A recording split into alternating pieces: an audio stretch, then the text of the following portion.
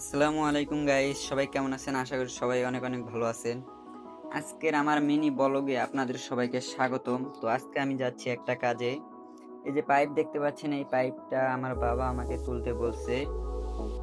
তো আমি এখন এই পাইপটা তুলবো, গোছাবো।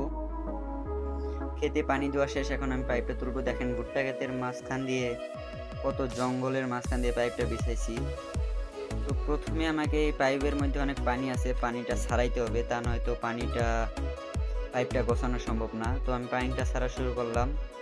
অবশেষে পানি ছাড়ানো শেষ। এখন পাইপটা একটা কালভার্টের নিচ দিয়ে, তো এইখান দিয়ে পাইপটা বাইর করা অনেক মুশকিল। কালভার্টের অপর পাশে আমি অর্ধেক পাইপ আগে থেকেই গোছায় রাখছিলাম, তো পাইপটা আমি বাহির করা শুরু করলাম। অবশেষে পাইপ বাইর করা শেষ, এখন হলো গোছানোর পালা। তো আমি পাইপ গোছানো শুরু করলাম।